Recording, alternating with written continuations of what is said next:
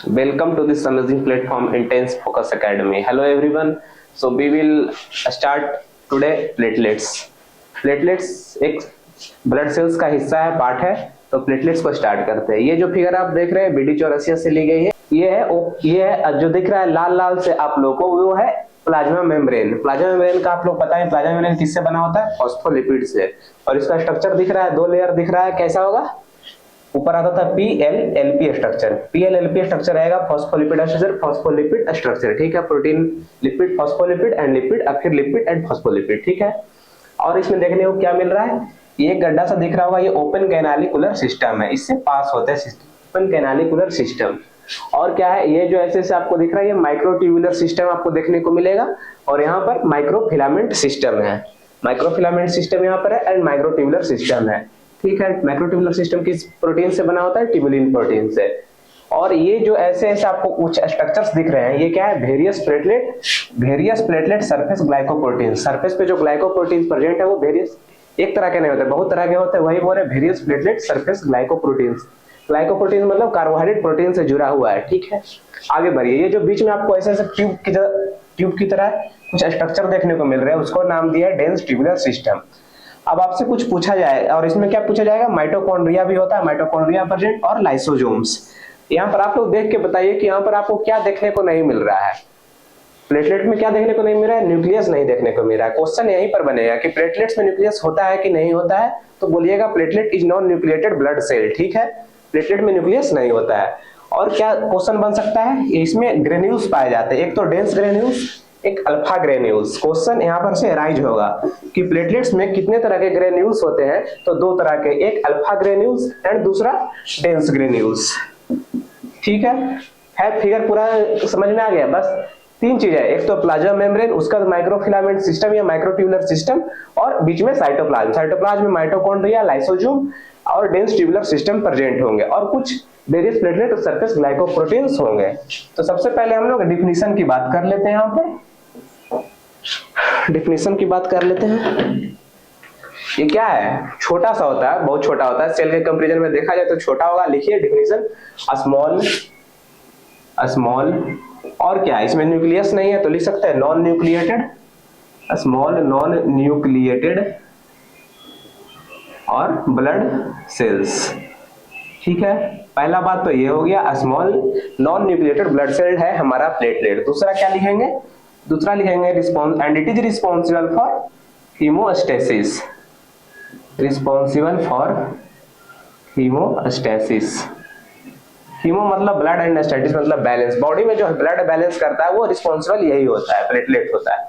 दूसरा चीज हम लोग देख लेते हैं, इसका साइज होता है, ठीक। साइज इसका कितना होता है? 2 to 4 माइक्रोमीटर, ठीक है। साइज कितना होगा? साइज नहीं, सॉरी, थोड़ा सा मेरा मिस्टेक, सॉरी। वहां पर डायमीटर लिखते हैं। डायमीटर इसका कितना देखा जाएगा? 2 to 4 माइक्रोमीटर होता है डायमीटर। और वॉल्यूम क्या होगा? वॉल्यूम होता है इसका 8 cubic micron.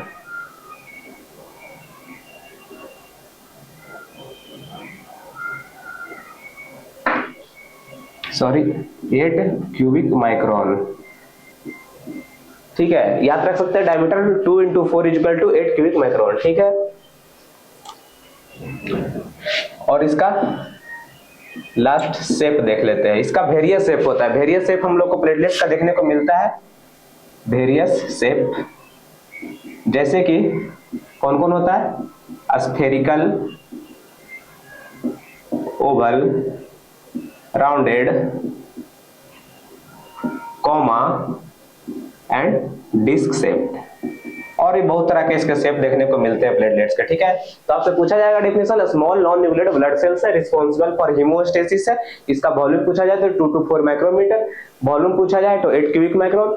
Shape various shape का होता है, जैसे कि spherical, oval, rounded, comma, disc shape, etc, ठीक है। इतना क्लियर है। आगे हम और एक चीज और देख लेते हैं, इसका स्ट्रक्चर कैसा हो रहा है। स्ट्रक्चर पहले तो सेल मेम्ब्रेन आ रहा है, फिर उसके बाद क्या आ रहा है? उसके बाद माइक्रोट्यूबुलर सिस्टम आ रहा है, माइक्रोट्यूबुलर सिस्टम, और इसमें बीच में साइटोप्लाज्म। तीन चीज है स्ट्रक्चर में, ठीक है। प्लाज्मा मेम्ब्रेन हो गया, ब्लू से ही लिखते हैं, माइक्रोट्यूबुलर सिस्टम है ये, और बीच में पूरा साइटोप्लाज्म। तो इसको मेनली स्ट्रक्चर बोला जाए कि प्लेटलेट का स्ट्रक्चर क्या है मेनली, तो plasma membrane, microtubular system and cytoplasm. ठीक है, हम लोग स्ट्रक्चर की ओर बढ़ते हैं। स्ट्रक्चर में आप लोग को 3 चीज हम बताएं, क्या बताएं? पहला सेल मेम्ब्रेन बताएं, सेल मेम्ब्रेन बताएं। दूसरा क्या बताएं? माइक्रोट्यूबुलर सिस्टम बताएं, microtubular system. And third one क्या बताएं? साइटोप्लाज्म। ठीक है, तो एक एक करके हम लोग इसको देखेंगे, इन तीनों को देखेंगे। तो सेल मेम्ब्रेन क्या होता है? Cell membrane made up of phospholipid, made up of phospholipid. Phospholipid का बना होता है, बाई लेयर होता है, फॉस्फोलिपिड बाई लेयर। ठीक है, और कैसे पता है इसका स्ट्रक्चर? PLLP स्ट्रक्चर में प्रेजेंट होगा। ठीक है, cell membrane made up of phospholipid bilayer. कुछ इंपॉर्टेंट स्ट्रक्चर होते हैं, इंपॉर्टेंट स्ट्रक्चर्स। पहला क्या होगा? ग्लाइकोप्रोटीन होता है, इसमें बताए थे, ग्लाइकोप्रोटीन इंपॉर्टेंट स्ट्रक्चर है पहला, ग्लाइकोप्रोटीन्स।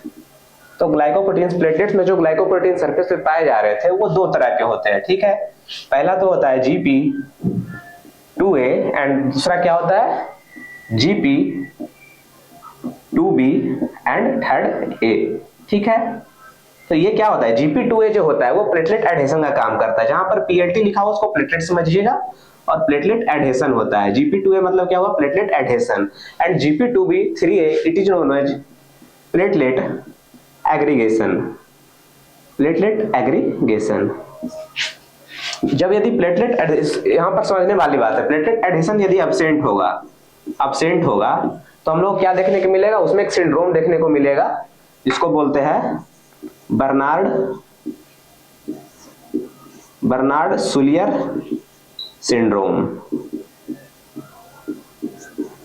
ठीक है, प्लेटलेट एडहेशन यदि एब्सेंट है, GP2A एब्सेंट है, तो उसमें देखने को मिलेगा बर्नार्ड सूलियर सिंड्रोम। बर्नार्ड, यदि प्लेटलेट एडहेशन नहीं रहेगा तो क्या होगा? यदि कोई इंजरी हुआ ब्लड वेसल्स में, वहां पर प्लेटलेट एडहेशन है, प्लेटलेट चिपक नहीं पाया। एडहेशन का मतलब क्या होता है? चिपकना। ब्लड वेसल से चिपक नहीं पाया, तब क्या होगा? ब्लीडिंग हो जाएगा। ब्लीडिंग हो जाएगा तो बॉडी में होम्योस्टेसिस अनबैलेंस हो जाएगा, तो उससे डेथ भी हो सकती है पर्सन्स के। और प्लेटलेट एग्रीगेशन यदि एब्सेंट हो, तो उसको बोलते हैं ग्लैंजमान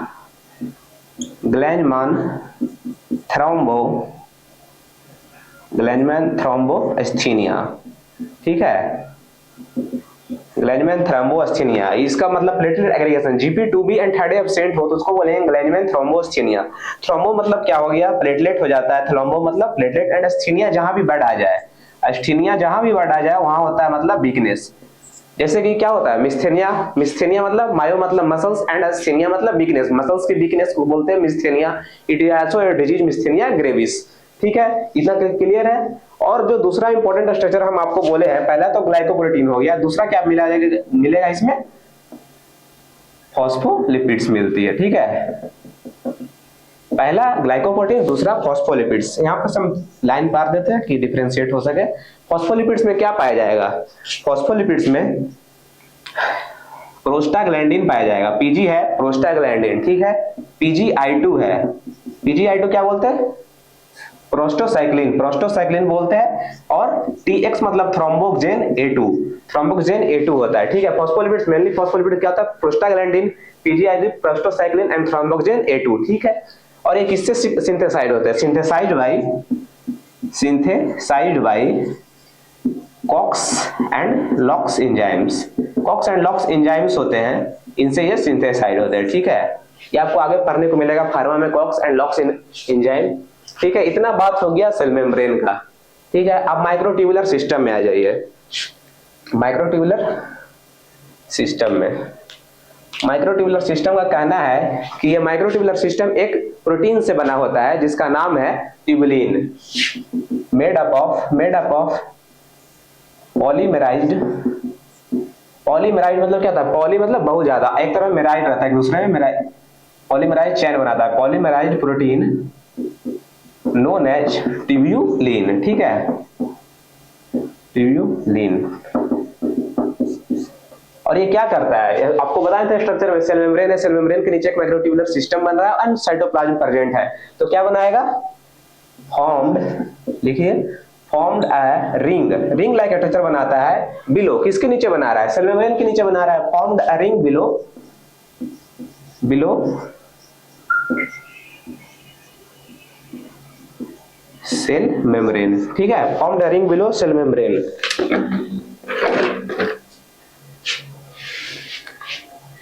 एक रिंग बनाता है सेल मेम्ब्रेन के नीचे, ठीक है, और ये क्या कर रहा है, माइक्रोट्यूबुलर सिस्टम क्या कर रहा है, सपोर्ट कर रहा है शेप, प्लेटलेट के शेप को, तो लिख सकते हैं supports shape of the platelet, platelet के शेप को क्या कर रहा है, सपोर्ट कर रहा है माइक्रोट्यूबुलर सिस्टम। तो माइक्रोट्यूबुलर सिस्टम में आपको इतना ही जानना है कि एक पॉलीमराइज प्रोटीन से बना है ट्यूब्यूलिन, जो कि सेल मेम्ब्रेन के नीचे एक रिंग लाइक स्ट्रक्चर बना रहा है और वो प्लेटलेट को सपोर्ट करता है, ठीक है। अब साइटोप्लाज्म की बात कर लेते हैं। साइटोप्लाज्म आपको हम फिगर शुरू में दिखाए थे, फिगर में आपको क्या नहीं दिख रहा था, न्यूक्लियस नहीं दिख रहा था, तो लिख सकते हैं in cytoplasm all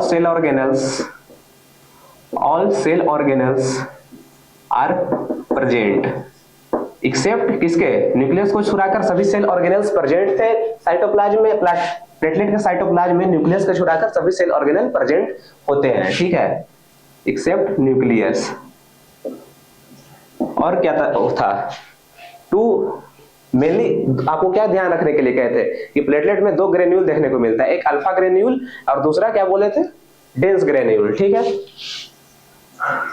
to granules present, ठीक है, उसका नाम जान लेते हैं। पहला क्या था, अल्फा ग्रेन्यूल, अल्फा ग्रेन्यूल्स में क्या क्या प्रेजेंट होगा ये हम लोग देखते हैं यहाँ पर, ये आपको ध्यान रखने वाली बात है, यहाँ से क्वेश्चन आएगा, ठीक है, क्वेश्चन बन सकता है। तो इसमें जो होता है देखने को मिलेगा आपको, फैक्टर पर है ना, प्लेटलेट में फैक्टर प्रेजेंट होता है कि रिस्पॉन्सिबल किसके लिए होता है, ब्लड क्लॉटिंग के लिए वो रिस्पॉन्सिबल होता है। तो इसमें जो फैक्टर प्रेजेंट होगा, फैक्टर 5 और 12, ठीक है, दूसरा फाइब्रिनोजेन प्रेजेंट होगा, फाइब्रिनोजेन, ये कौन सा फैक्टर है, फैक्टर फर्स्ट, फैक्टर फर्स्ट को फाइब्रिनोजेन कहते हैं। और क्या होता है, बॉन विलीब्रेंट फैक्टर प्रेजेंट होगा, PDGF होगा, प्लेटलेट डिराइव्ड ग्रोथ फैक्टर, लिख दे प्लेटलेट डिराइव्ड ग्रोथ फैक्टर, ठीक है, PDGF प्रेजेंट होगा। और क्या होगा, FSF मतलब क्या हुआ, fibrin stabilising factor, fibrin stabilising factor, इसको कौन सा नाम देते हैं, ये कौन है factor, factor 13 is known as fibrin stabilising factor, ठीक है, ये नहीं रहेगा तो स्टेबल प्लॉट हम लोग नहीं बना पाएंगे। फाइब्रिन स्टेबलाइजिंग फैक्टर फैक्टर 13 हो गया। और एक लास्ट मिलता है प्रोटीन, देखने को मिलता है, प्रोटीन्स भी साइटोप्लाज्म में प्रेजेंट होगा, अल्फा ग्रेन्यूल्स में प्रोटीन्स प्रेजेंट होंगे।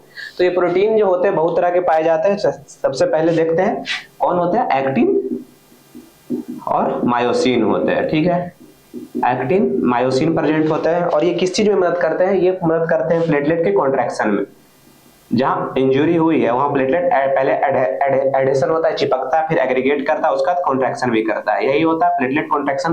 कौन किसका काम है, एक्टिन एंड मायोसिन प्रोटीन का काम है। दूसरा जो प्रोटीन हम लोग को देखने को मिलता है उसको बोलते हैं थ्रोम्बोएस्थेनिन, ठीक है। और ये थर्ड कॉन्ट्रैक्टाइल प्रोटीन है, थर्ड कॉन्ट्रैक्टाइल प्रोटीन। पहला दूसरा तो एक्टिन मायोसिन हो गया, तीसरा कौन हो गया, थ्रोम्बोएस्थेनिन, थर्ड कॉन्ट्रैक्टाइल प्रोटीन, ठीक है। और इसका काम क्या होता है, क्लॉट का फॉर्मेशन करना, क्लॉट फॉर्मेशन, ठीक है, क्लॉट का फॉर्मेशन करना किसका काम होता है, थ्रोम्बोएस्थेनिन, ठीक है। दो प्रोटीन हो गया। तीसरा प्रोटीन जो होता है वो थ्रोम्बोस्पोंडिन होता है, थ्रोम्बोस्पोंडिन नहीं दिख रहा होगा, THROMBOSPONDIN। थ्रोम्बोस्पोंडिन का काम क्या है, जहां रिपेयर होते रहता है वहां पर ब्लड वेसल्स का बनना जरूरी नहीं, क्योंकि वो ब्लड सप्लाई हो जाएगा तो लिविंग में आ जाएगा, तो उसको क्या वहां पर ब्लड वेसल्स नहीं बनने देना है, तभी रिपेयर अच्छा से हो पाएगा। तो जो थ्रोम्बोस्पोंडिन का काम है वो ही करता है, ये इनहिबिट क्या करता है, इनहिबिट एंजियोजेनेसिस, एंजियोजेनेसिस ये इनहिबिट करेगा। एंजियो मतलब क्या हो गया, एंजियो मतलब हो गया ब्लड वेसल्स एंड जेनेसिस का मतलब हो गया फॉर्मेशन। मतलब क्या होगा, ब्लड वेसल्स के फॉर्मेशंस को इनहिबिट करता है। जहां पर इंजरी हुआ है, जहां पर क्लॉट का फॉर्मेशन हो रहा है, वहां पर इनहिबिट एंजियोजेनेसिस करता है। तो ठीक है, इतना आप लोग याद रखिए।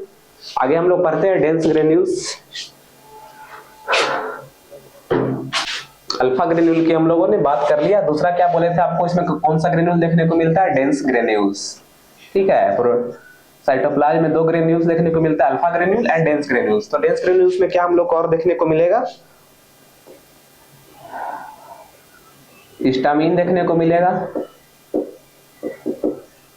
कैल्शियम देखने को मिलेगा, फॉस्फोलिपिड देखने को मिलेगा, फॉस्फोलिपिड, कुछ न्यूक्लियोटाइड्स देखने को मिलते हैं, न्यूक्लियोटाइड्स, थ्रोम्बोक्सिन A2 मिलेगा, देखने को मिलेगा। क्या करता है, थ्रोम्बोक्सिन फॉर क्लॉटिंग। ठीक है, और कुछ कुछ भी देखने को मिलेगा, सॉरी, एडीपी और एटीपी देखने को मिलेगा, एडीपी एटीपी देखने को मिलेगा किसमें, डेंस ग्रेन्यूल्स में। और 5 हाइड्रोक्सी ट्रिप्टामिन या इसी को बोलते हैं सेरोटोनिन। ठीक है, सेरोटोनिन देखने को मिलेगा। इतना चीज आपको डेंस ग्रेन्यूल्स में देखने को मिलेगा, histamine, calcium +2, phospholipid, nucleotides, thromboxane A2 and ADP ATP and serotonin. ठीक है, आगे हम लोग बढ़ते हैं। जो नॉर्मल काउंट होता है, पहले नॉर्मल काउंट जान लेते हैं। क्या होता है नॉर्मल काउंट, बॉडी में आपसे पूछा जाए कि प्लेटलेट का नॉर्मल काउंट कितना होता है, तो बोलना है 1.5 to 4.5, 4.5 या 4 बोल सकते हैं, 4 लाख पर mm क्यूबिक ऑफ ब्लड। ठीक है, पर mm क्यूबिक ऑफ ब्लड लेंगे तो उसमें हम लोग कितना प्लेटलेट देखने को मिलेगा, 1.5 लाख से 4.5 लाख। फिर एक टर्म होता है variations, variations in count. Count में जब वेरिएशंस आए तो उसको बोलते हैं वेरिएशंस इन काउंट। तो इसमें 2 तरह के वेरिएशंस देखने को मिलेगा, एक तो फिजियोलॉजिकल मिलेगा, एक पैथोलॉजिकल मिलेगा। फिजियोलॉजिकल क्या होता है, फिजियोलॉजिकल जो नेचुरली देखा जाए, फिजियोलॉजिकल देखने को मिलेगा जो नेचुरली देखा जाए, मतलब उसमें कोई पैथोलॉजिकल, कोई बॉडी का कोई डिजीज कंडीशन नहीं है। और पैथोलॉजिकल का मतलब है कि कोई डिजीज कंडीशन के द्वारा उसमें कम या ज्यादा देखने को मिल रहा है उसका नंबर। ठीक है, तो पैथोलॉजिकल में क्या 2 चीज होगा, या तो इंक्रीज हो जाए या तो डिक्रीज हो जाए। तो इंक्रीज हो जाए तो क्या बोलेंगे, थ्रोम्बोसाइटोसिस। जहां भी इंक्रीज देखने को मिलेगा वहां थ्रोम्बोसाइटोसिस। और थ्रोम्बो मतलब क्या हो गया, प्लेटलेट्स। ठीक है, नाम में उसका राज छिपा हुआ है, समझ रहे। और डिक्रीज जहां मिलेगा उसको बोलेंगे थ्रोम्बोसाइटोपिनिया। थ्रोम्बोसाइटोपिनिया, थ्रोम्बो मतलब प्लेटलेट और साइटो सेल एंड पिनिया मतलब कम। और सही WBC का आप लोग बना लीजिएगा, ल्यूकोसाइटोसिस। जब नंबर WBC का बढ़ जाए तो ल्यूकोसाइटोसिस, और नॉर्मल काउंट से जब नंबर घट जाए तो ल्यूकोसाइटोपिनिया। ठीक है, इसका भी यहीं पर है, थ्रोम्बोसाइटोसिस एंड थ्रोम्बोसाइटोपिनिया। और फिजियोलॉजिकल हम लोग देखें तो कहां देखने को मिलेगा, एज में देखने को मिलता है। पहला एज लिखिए, कहां मिलेगा, कम मिलेगा। इसमें कम मिलेगा एज के, इन इन्फेंट्स, इन इन्फेंट्स में कम देखने को मिलता है। ठीक है, मेल और फीमेल में इक्वल काउंट होता है, equal count. But during menstrual cycle, जब फीमेल की माहवारी चलते रहती है, मेंस्ट्रुअल साइकिल उन लोग का आता है, तो ड्यूरिंग मेंस्ट्रुअल साइकिल प्लेटलेट क्या होता है, प्लेटलेट डिक्रीज हो जाता है, प्लेटलेट डिक्रीज। हाई एल्टीट्यूड में, हाई एल्टीट्यूड बहुत ऊंचाई पर जब हम लोग जाते हैं तो उसमें क्या देखने को मिलेगा, इंक्रीज प्लेटलेट, प्लेटलेट उसमें बढ़ जाएगा। ठीक है, और खाने के बाद आफ्टर मील्स के भी बाद प्लेटलेट बढ़ जाता है।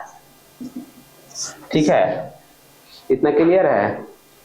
हम लोग प्रॉपर्टीज देख लेते हैं इसका, लास्ट नहीं है, प्रॉपर्टीज देख लेते हैं।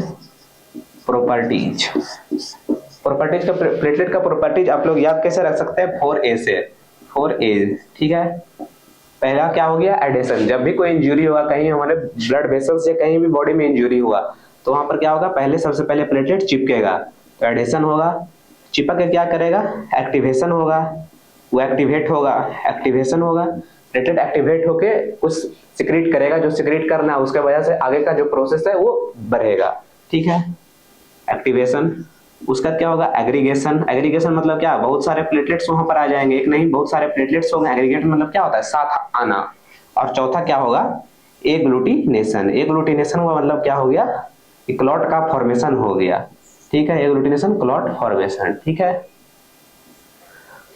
ये प्रॉपर्टीज हो गया 4H, मतलब adhesion, activation, aggregation and agglutination. ठीक है, आगे बढ़े, आगे फंक्शन हम लोग देखते हैं।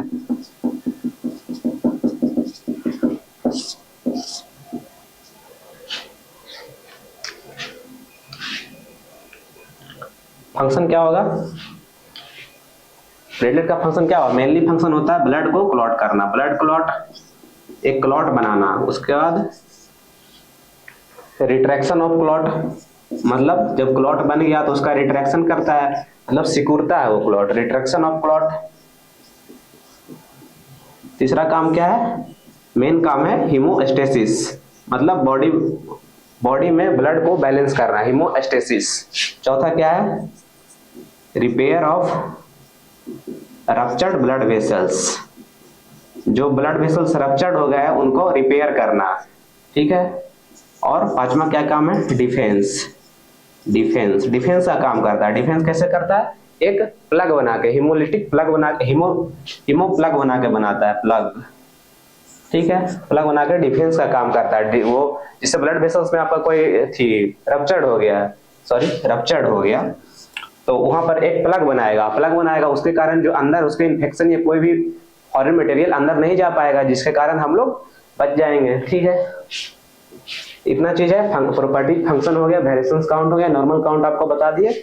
आगे देखते हैं। ठीक है, हम लोग आगे देखते हैं थ्रोम्बोपोएसिस। थ्रोम्बोपोएसिस का मतलब आप लोग क्या समझते हैं, थ्रोम्बो मतलब तो प्लेटलेट हो गया, और पोएसिस का मतलब सिंथेसिस, मतलब फॉर्मेशन या प्लेटलेट का सिंथेसिस कैसे होता है। वही लिखा है, process of platelet formation, development and maturation, कैसे उसका फॉर्मेशन बनता है, कैसे वो एक स्टेज से दूसरे स्टेज में जाता है, और कैसे एक प्रो मैच्योर होकर प्लेटलेट की तरह बाहर आता है। ठीक है, यही है थ्रोम्बोपोएसिस, क्या, process of platelet formation, development and maturation. तो पहला से हेमोपेटिक स्टेम सेल्स कहां प्रेजेंट होगा, बोन मैरो में प्रेजेंट होगा।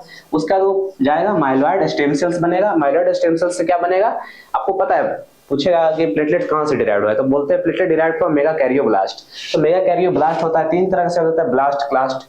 मतलब ब्लास्ट मतलब क्या हो गया, मतलब जो बना रहा है, और क्लास्ट मतलब डिस्ट्रॉइंग। और एक तो साइटो हो गया, वो तो खुद डेवलपिंग सेल होता है। ठीक है, मेगा कैरियोब्लास्ट बना, माइलॉइड स्टेम सेल से मेगा कैरियोब्लास्ट बना, अभी भी ब्लास्ट है। पहले इसको क्या बनना पड़ेगा, मैच्योर होने के लिए साइट। तो एक बनता है उसका प्रो मेगा कैरियोब्लास्ट, फिर उसका बनता है मेगा कैरियोसाइट। यहाँ क्या लग गया, साइट, यहाँ ब्लास्ट नहीं है। ब्लास्ट मतलब क्या होता है, फॉर्मिंग सेल्स। यहाँ साइट लग गया, मैच्योर बन गया, उसका मैच्योर बन गया, प्लेटलेट्स बना लिया। ठीक है, कितना स्टेज हो, 1 2 3 4 5, छठा में बन गया प्लेटलेट्स, हेमोपेटिक स्टेम सेल्स। उसके बाद क्या बनेगा, माइलॉइड स्टेम सेल्स, उसके बाद मेगा कैरियोब्लास्ट, उसके बाद प्रो मेगा कैरियोब्लास्ट, उसके बाद मेगा कैरियोसाइट, उसके बाद प्लेटलेट्स। ठीक है, लाइफ स्पैन प्लेटलेट्स की कितने दिन की होती है, 10 डेज की होती है। लाइफ स्पैन कितनी होती है प्लेटलेट्स की, याद रखने वाली बात है, इससे क्वेश्चन बन सकता है। Life span of platelets is 10 days. ठीक है, फेट मतलब होता है कि कहां जाके ये मतलब अपना ग्रेवार्ड बनाएगा, ये कहां, इसका क्या फेट होगा, मतलब इसका क्या भविष्य होगा स्प्लीन का। तो ये स्प्लीन में जाके ये डेड हो जाते हैं। ठीक है, इन स्प्लीन डेड होते हैं, इसीलिए स्प्लीनेक्टॉमी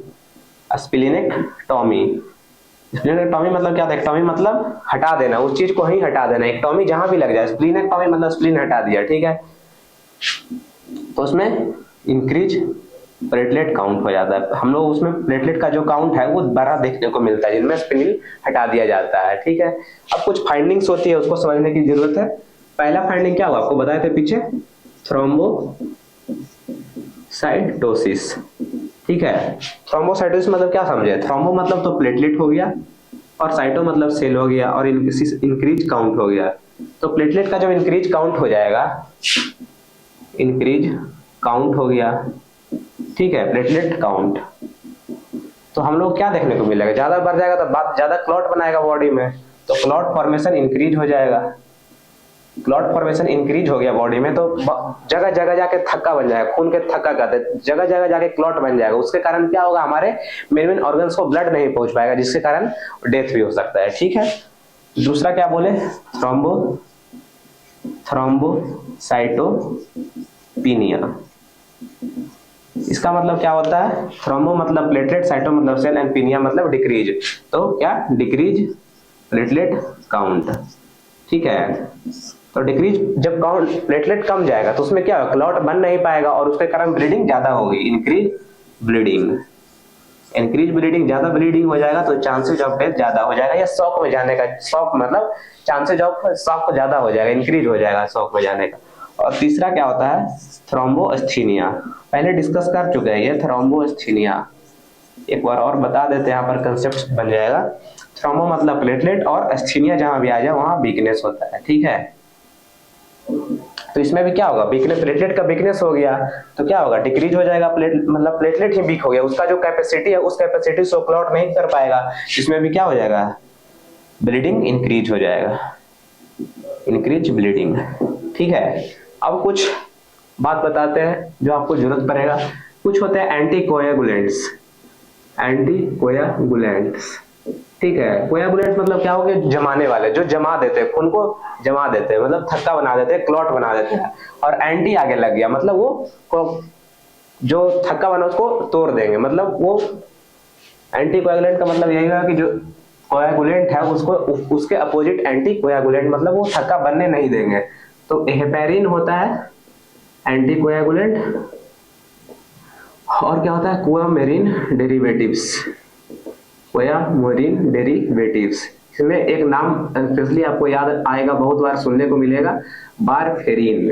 कोएमेरिन डेरिवेटिव्स इसी को कहते हैं वारफेरिन। हेपेरिन क्या है, नेचुरल एंटीकोएगुलेंट।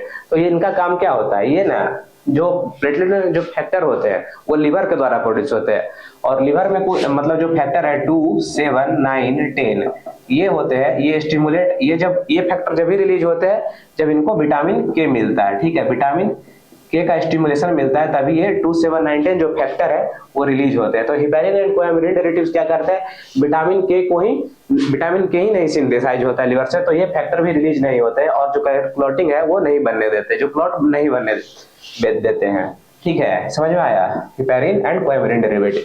और दूसरा क्या है, anticoagulants aspirin.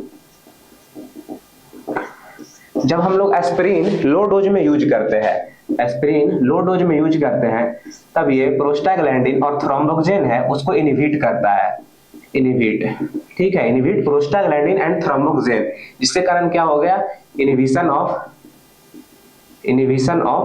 Platelet release reaction and aggregation. जो प्लेटलेट का रिलीज है, जिससे रिलीज होने वाला है फैक्टर्स, और जो रिएक्शन होगा आगे जो फर्दर और एक साथ आएंगे वो इनहिबिट हो जाता है, तो क्लॉट का फॉर्मेशन नहीं होता है, ठीक है, समझ में आ गया। इसीलिए एस्पिरिन को हम लोग लो डोज में हार्ट अटैक के केस में देते हैं, जब हार्ट अटैक आ जाता है तो उसमें हम लोग लो डोज में एस्पिरिन देते हैं, ठीक है। इतना जैसे में एंटीकोएगुलेंट, हेपेरिन एंड कोएमेरिन डेरिवेटिव्स याद रख सकते हैं, हेपेरिन एंड वारफेरिन। और ये क्या करते हैं, ये विटामिन के का सिंथेसिस स्टिमुलेशन नहीं होता है, विटामिन के का स्टिमुलेशन नहीं होगा तो फैक्टर 2, 7, 9, 10 जो विटामिन के से रिलेटेड है वो रिलीज नहीं होंगे, और रिलीज नहीं होंगे तो ये क्लॉट बनाएंगे नहीं, ठीक है। और एस्पिरिन हम लो डोज में यूज करते हैं तब इनहिबिट करते हैं प्रोस्टाग्लैंडिन एंड थ्रोम्बोक्सिन रिलीज, और जिसके कारण प्लेटलेट का रिलीज नहीं होता है, एग्रीगेट नहीं होता है, जिससे क्लॉट नहीं बनता है। और इसका जो एप्लीकेशन है लिख सकते हैं इन हार्ट अटैक, ठीक है। तो आज का लेक्चर हम लोग यहीं रखते हैं, अगला लेक्चर में हम लोग हीमोस्टेसिस पढ़ेंगे। हीमोस्टेसिस इसी का पार्ट है, प्लेटलेट का पार्ट है। तो ठीक है, इससे रिलेटेड, इस लेक्चर से रिलेटेड आपको कोई भी दिक्कत हो या क्यूरी हो कमेंट बॉक्स में प्लीज पूछा कीजिए, ठीक है। पढ़ते रहिए, आगे बढ़ते रहिए, ठीक।